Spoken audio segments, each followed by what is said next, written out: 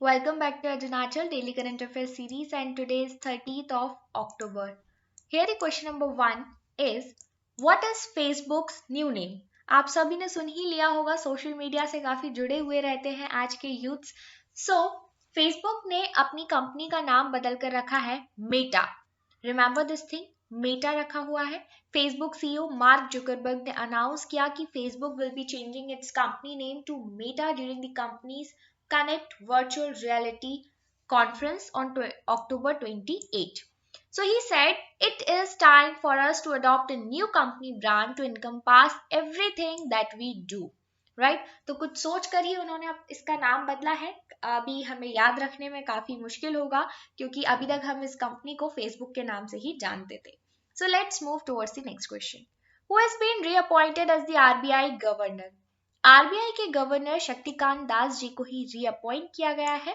Reserve bank of India के governor पहले भी शक्तिकांत दास थे और अब वापस से इन्हें 3 साल के टर्म के लिए रीअपॉइंट किया गया. The appointment committee of the cabinet has approved his reappointment for a period of 3 years beyond December 10, 2021 और until further orders whichever is earlier. Let's move towards the next question. Actor Puneet Rajkumar passed away on October 29 due to cardiac arrest. He was a popular actor in which film industry? Actor Puneeth Rajkumar, इनका संबंध था Kannada film industry से और इनके जाने के बाद Kannada film industry को एक बहुत ही बड़ा झटका लगा है. इवन सुनने में आया कि वहां पर धारा 144 भी लगा दी गई थी ताकि किसी भी तरह का कोई सिचुएशन आउट ऑफ कंट्रोल ना हो. तो एक्टर पुनीत कुमार जी, आपको याद रखना है कि कन्नड़ फिल्म इंडस्ट्री से जुड़े हुए हैं और कार्डियक अरेस्ट की वजह से इनकी डेथ हो गई है. नेक्स्ट क्वेश्चन हमारा है, president Ramnath Kovind inaugurated a housing scheme for economically weaker sections in which state? Ramnath Kovind ji ने इकोनॉमिकली वीकर सेक्शंस के लिए एक हाउसिंग स्कीम लॉन्च की है गुजरात में. ऑप्शन बी यहाँ पर हमारा सही आंसर होगा. गुजरात में इकोनॉमिकली वीकर सेक्शंस के लिए ये स्कीम लॉन्च की गई है. President will also be visiting Shri Chitrakoot Dham Ashram. तो अगर आपसे पूछा जाए चित्रकूट धाम आश्रम कहाँ है, तो ये भावनगर गुजरात में है. बढ़ते हैं आगे. Which two international financial institutions will co-finance $2 billion loan for India's fight against COVID-19? The answer is option number B. Asian infrastructure investment bank और एशियन डेवलपमेंट बैंक दोनों ही मिलकर इंडिया को फाइनेंस करेंगे $2 billion का, ताकि इंडिया में कोविड-19 की vaccine को प्रोक्योर किया जा सके और साथ ही साथ कोविड-19 के बाद जो स्ट्रगल फेस चल रहा है, जो एक हमारे सामने चुनौती है, चैलेंज है, उसे फेस करने में भी मदद मिल सके. Next question, which state government manages the Mulla Periyar dam?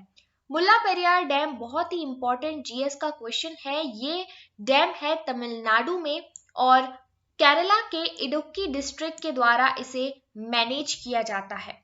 Right तो तमिलनाडु और केरला दोनों के लिए ही एक इश्यू बना रहता है. मुल्ला पेरियार डैम की जब बात चलती है तो मैनेज किया जाता है तमिलनाडु के द्वारा और लोकेटेड है केरला के इडुक्की डिस्ट्रिक्ट में.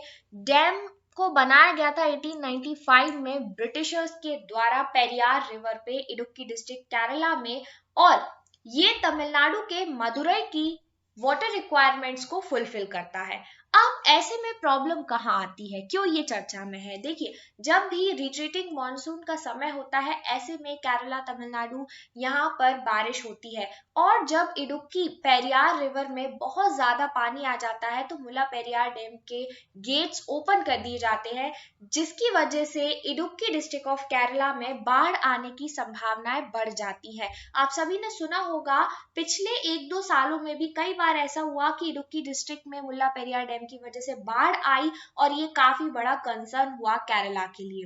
राइट तो यही बेसिक करंट अफेयर में आपको याद रखना है कि केरला के इडुक्की डिस्ट्रिक्ट में अगर बाढ़ आती है तो इसके लिए केरला बोलता है, तमिलनाडु को रिस्पॉन्सिबल ठहराता है. राइट बढ़ते हैं आगे.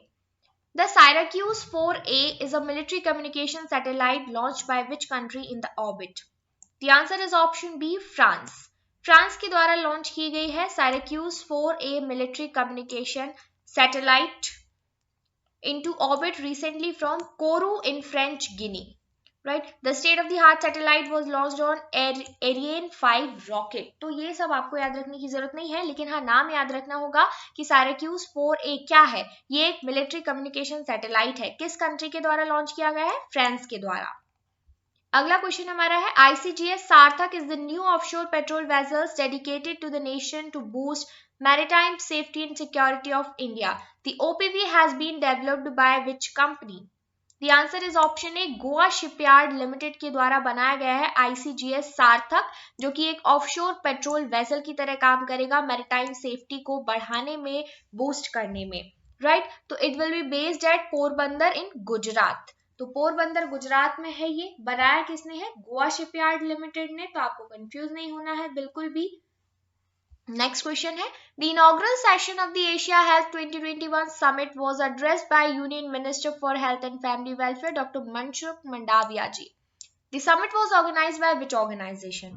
ये समिट ऑर्गेनाइज की गई कन्फेडरेशन ऑफ इंडियन इंडस्ट्री के द्वारा और इसे चेयर किया union minister doctor Mansukh Mandaviya ji ने, राइट। वीडियो कॉन्फ्रेंसिंग के थ्रू हुआ और इसका थीम था transforming health care for a better tomorrow.